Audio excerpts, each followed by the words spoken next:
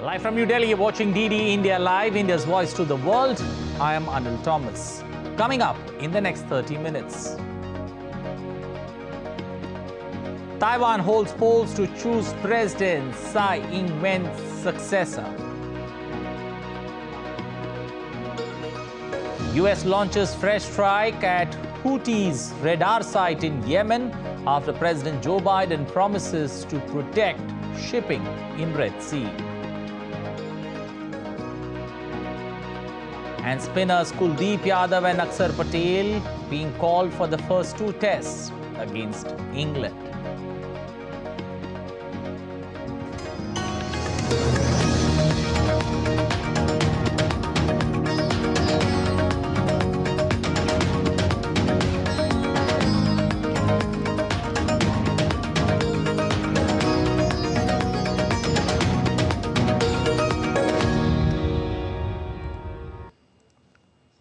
Counting of votes starts in Taiwan for the presidential and parliamentary elections. The polls closed at 4 p.m. local time, with counting by hand beginning soon afterwards. The presidential election and results should be clear by Saturday evening. The ruling Democratic Progressive Party, that's DPP, which champions Taiwan's separate identity and rejects China's territorial claims, is seeking a third term. Taiwan has been a democratic success story since holding its first direct presidential election in 1996, the culmination of decades of struggle against authoritarian rule and martial law.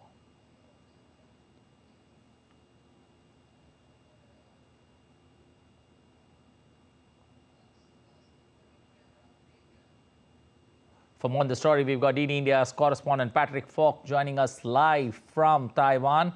Patrick, good afternoon. Give us the sense, we know by Saturday evening the results are coming, but what are the pre-polls or what are, the experts saying when it comes to how this election could pan out? Do you see the opposition having the power to surprise the ruling party, that's DPP? Well, it is very difficult to say, and as we've said before, Taiwan doesn't allow opinion polls in the final days leading up to the vote. So really, we're just going to have to wait and see. I mean, it isn't going to take very long from now. A result is expected in the next few hours, but it's got to be said that it does feel like it's been a very calm day of voting, and Taiwan's Ministry of Foreign Affairs has hailed the smooth running of this vote and said that people coming out to exercise their democratic rights fills its heart with immense joy. Just walking around today, a lot of the polling stations were empty this afternoon, and it's not necessarily an indication that there's a low turnout. As a matter of fact, there were hundreds of thousands of people turning out to rallies supporting their candidates last night. So we would expect the voter turnout to be significant. People here are well aware of what's at stake. Also worth noting that here in Taiwan, they have an in-person voting system. So you do have to be here in order to cast ballots. And part of the reason for that is to prevent there from being any interference in the election. But at the same time, it also means that people who can't be present are unable to have a voice. But, voting started at 8 a.m. this morning. It has, as you say, ended just about half an hour ago, and we should get an indication of which way this election is headed in the coming hours. Okay. Patrick, looking at, China continuing ahead of the vote, China did continue with, its ships as well as its aircraft seen in the skies of Taiwan. Having said that, America has said, asked China to be, rather keeping itself away from these elections. What's the significance of Taiwan in particular, where China once again wants it back? And there is also, US trying to help Taiwan in its pursuit for this democratic process. Well, look, as we've said many times before, Taiwan is absolutely crucial geopolitically, not just to the US, but also to China. And of course, as we've said before, Taiwan punches above its weight in many ways. It's a key cog in the semiconductor supply chain. So it's really vital to the US's Indo-Pacific strategy in particular. As you say, there has been this interference, if you like, that's gone on today with China, or Taiwan at least, saying that it had spotted more Chinese ships and aircraft nearby, and saying that it had spotted more hot air balloons fly across the strait as well. It's interesting in a way because, the argument can also be made that a lot of these activities are backfiring against Beijing because, many voters here are turned off by China's assertiveness, and also they see themselves as part of a unique Taiwanese identity and oppose the idea of unification with China. But, a lot of this stuff has really put China in the spotlight, and a lot of people are undeterred, and they are voting for their democratic rights and don't want their way of life to change. Around 90% of people in Taiwan have said that they are opposed to unification with China and want to remain separate. In many ways, that argument is done and dusted, and it's very difficult to see that changing here in Taiwan. And, it's interesting also because this is a three-horse race, and it's being billed as a sort of new chapter for politics in Taiwan, a post-democratic system model, if you like. And, some of the KMT in particular is questioning, or some people are questioning the relevance of the KMT in the future of, what it wants mainly is closer relations with Beijing. Okay, we'll leave it there. Thank you. Appreciate you joining us this afternoon on DD India. The US military has carried out an additional strike against the Houthis in Yemen after President Joe Biden's administration promised to protect shipping in the Red Sea. According to US officials, the strike targeted a radar site in Yemen.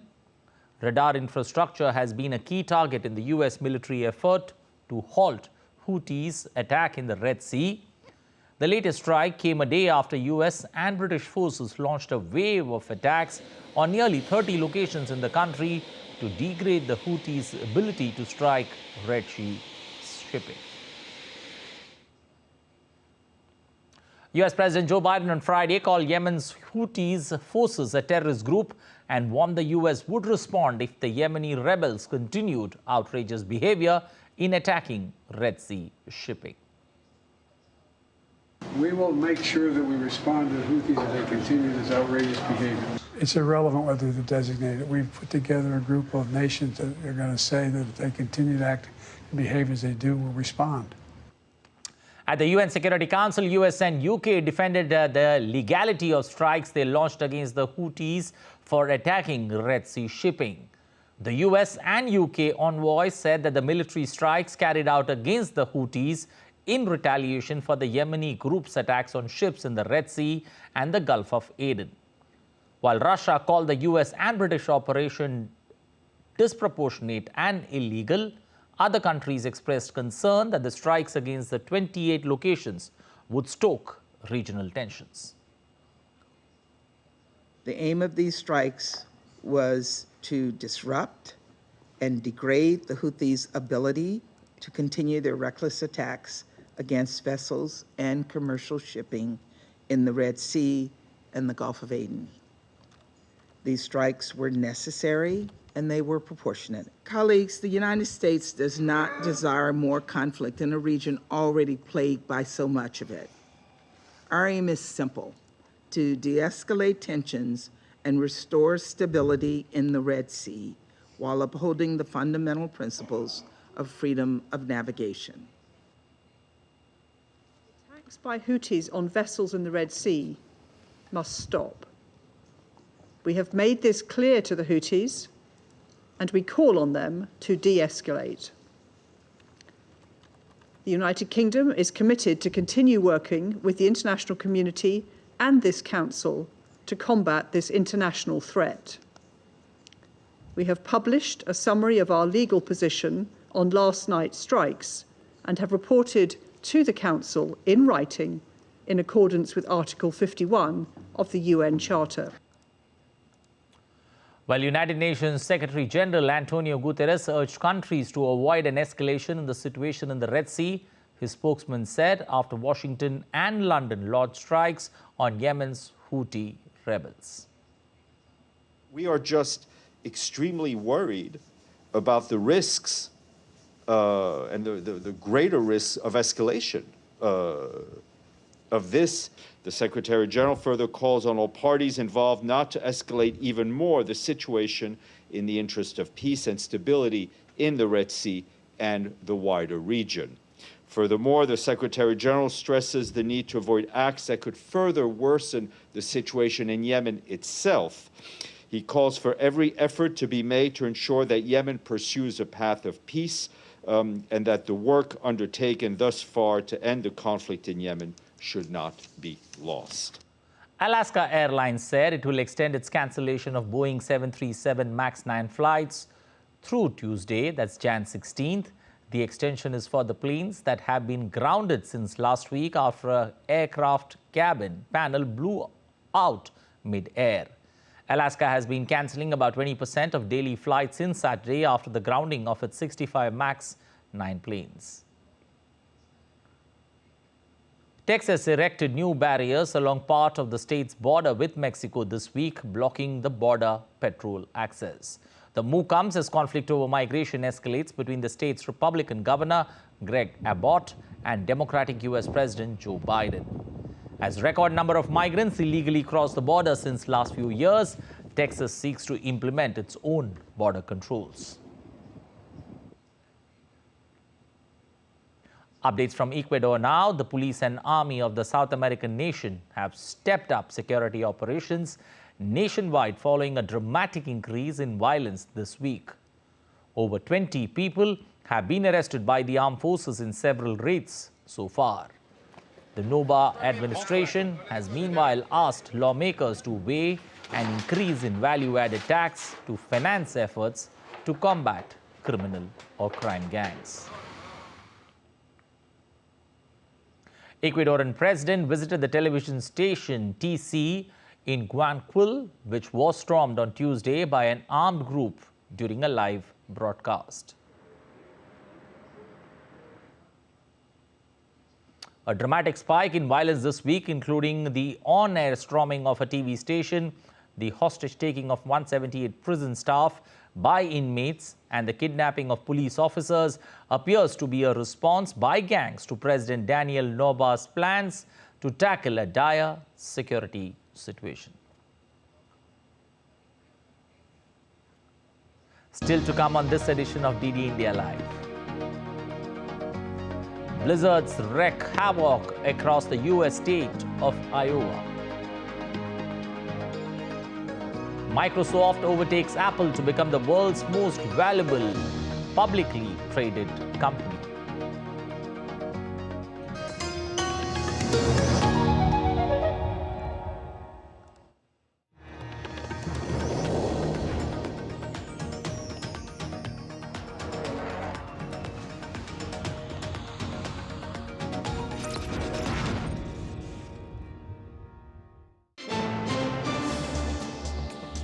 Voice of a rising aspirational world. Stories of challenges, struggles and accomplishment. A world battling conflict, hunger and poverty. Embracing growth, development, science and technology. A voice of progress, a voice of unity. Watch Voice of the Global South with me, Akshay Dongre, only on DD India.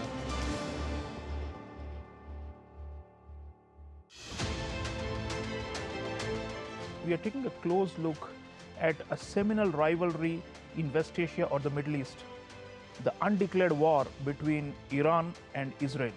These two major powers, both of which have strategic partnerships with India, but have been at loggerheads, and the tensions that flare up between these two countries can set the whole region in flames. Israel became a nuclear power, even though undeclared. But Iran has been trying to, and many people say that it has already acquired sufficient expertise. Expertise it has. Whether it has the weapon systems or not, one does not know. So they tried to build up their arsenal, both of missiles as well as for the nuclear capable platforms, which is what gives a fear to Israel as well. Israel does not want Iran to become nuclear.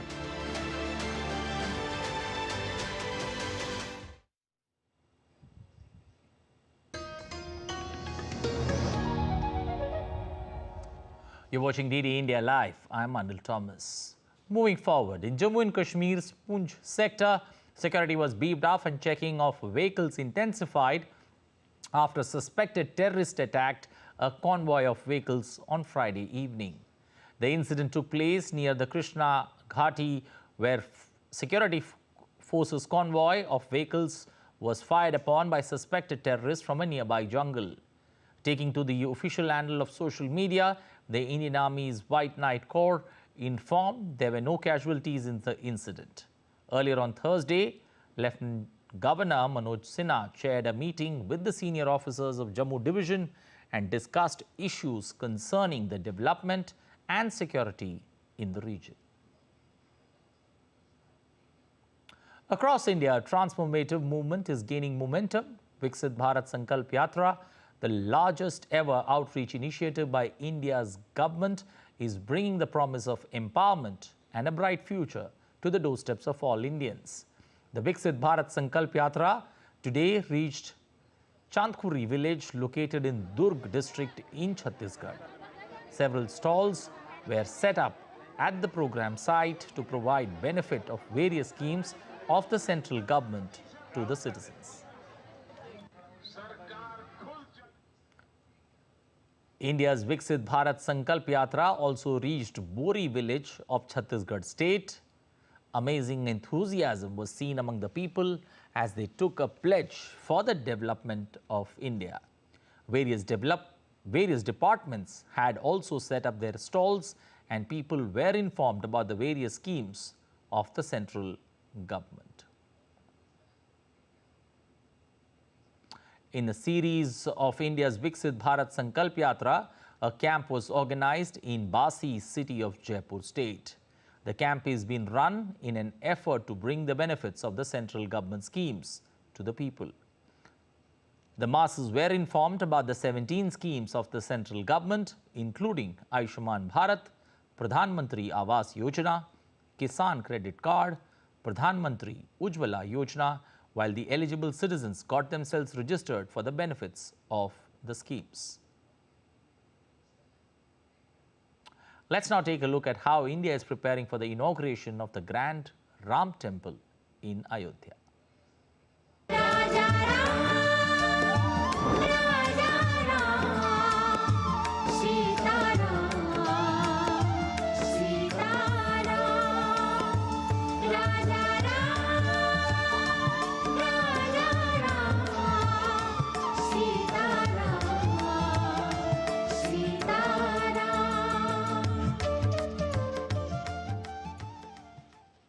Welcome to the enchanting tale of Ayodhya's resurgence, a city evolving from ancient heritage to a contemporary cultural haven. From a surge in tourist footfalls to an infrastructure revolution, Ayodhya's story is a captivating blend of tradition and modernity. Tapash Bhattacharya gets us this report from Ground Zero.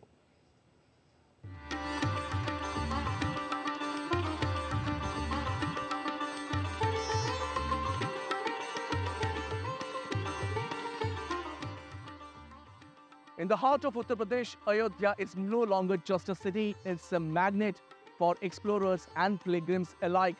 Let's embark on a journey to uncover the remarkable transformation that's turning Ayodhya into a beacon of culture and connectivity. Tourist surge. Ayodhya witnessed a staggering influx of tourists in 2023. For every 15 visitors to the state, one set their sight on Ayodhya. From 2 lakh in 2017 to a phenomenal 2.03 crores in 2022. Ayodhya's allure saw many-fold increase. In 2023 alone, the city welcomed 6.3% of Uttar Pradesh's total tourists, making a turning point in its tourist landscape. Infrastructure revolution. As Ayodhya's popularity soars, the city is undergoing a revolutionary makeover. Aiming for a projection of 4 crore visitors annually by 2031, the government invests over 80,000 crores. The recently inaugurated airport and the railway stations are keystones, seamlessly blending cultural motifs with modern functionality. Aesthetic enhancement. Beautification isn't limited to the structures. Ayodhya's roads, including Ram Path, Bhakti Path, and Sri Ram Janmabhoomi Path, are widened and adorned, reflecting the commitment to elevate the city's aesthetics. The transformation extends to the ghats, with Guptar Ghat now a hub of water sports, temples, and cultural shows.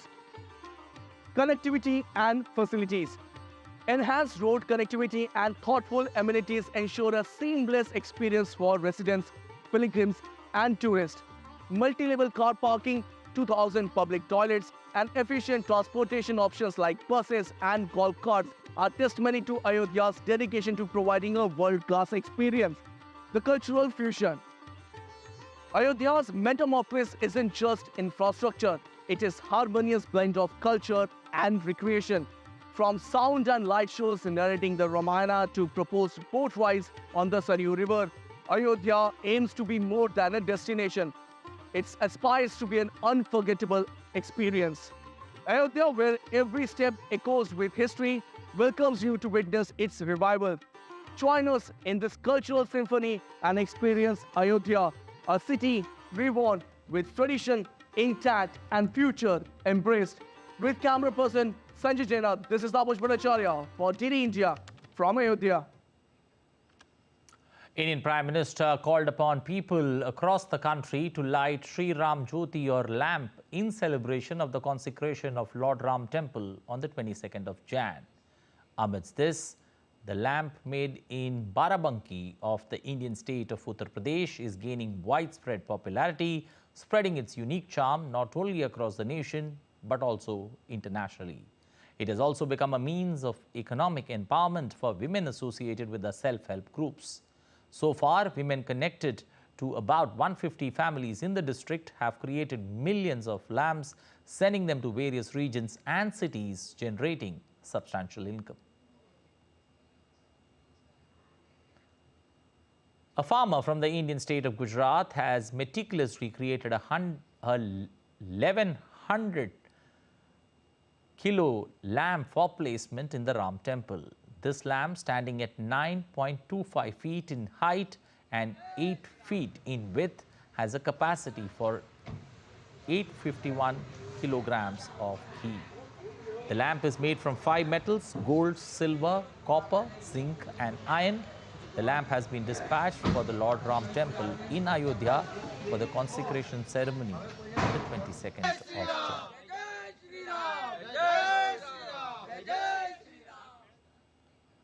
A civil engineer from India's western state of Maharashtra has made an 11-feet replica of the Ayodhya's Ram temple at his home. The engineer started the construction before Diwali last year, and he studied various designs on the internet to make an exact replica of the under construction Lord Ram temple in Ayodhya. He thought of doing something for the auspicious occasion and decided to make a model of the temple in his house. Shifting our focus to business and economy, Microsoft has overtaken Apple to become the world's most valuable publicly traded company for the first time since 2021, after Apple's share made a weak start to the year on growing concerns over demand. Microsoft shares have risen sharply since last year due to the company's early lead in artificial intelligence. Microsoft stock closed 0.5% higher, while Apple shares closed 0.3% lower. Wall Street is more positive on Microsoft as the company has no sell rating, while Apple has 2 sell ratings. Time for some weather news. The Indian Meteorological Department, that's the IMD, on Saturday issued an alert for India's national capital, Delhi. The IMD said that cold wave to severe cold wave conditions are likely over North India during the next 2 days. Data from IMD noted that the minimum temperatures are in the range of 3 to 7 degrees Celsius over most parts of Punjab, Haryana, Chandigarh, Delhi, Rajasthan, and some parts of Uttar Pradesh, South Rajasthan, North Madhya Pradesh, and in isolated pockets of Bihar.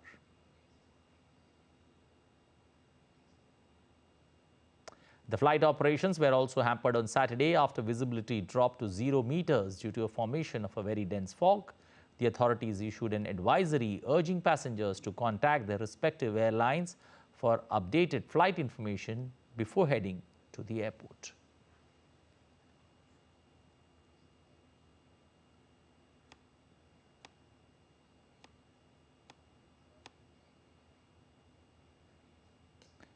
Meanwhile, Gurez sector in Bandipora district of Jammu and Kashmir received light snowfall overnight, even as minimum temperatures rose a few notches in several places, according to officials.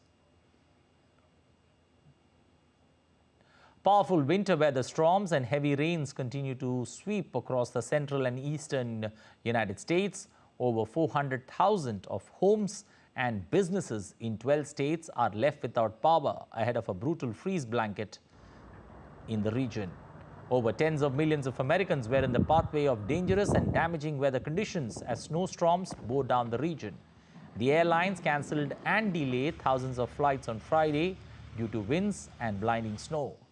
Meanwhile, in the southern part of US, the current storm with the potential of tornadoes is covering most of the country's east and approaching towards the northeast. You're watching DD India Live. Time now for updates from the world of sports. Spinners Kuldeep Yadav and Akshar Patel been included in the Indian team, while wicketkeeper Dhruv Jurel has earned his maiden call-up for the first two tests against England. 22-year-old Jurel joins incumbent KL Rahul and KS Bharat as the third keeper in the squad. The 5-match series against England will begin in Hyderabad on Jan 25th and will be part of the World Test Championship.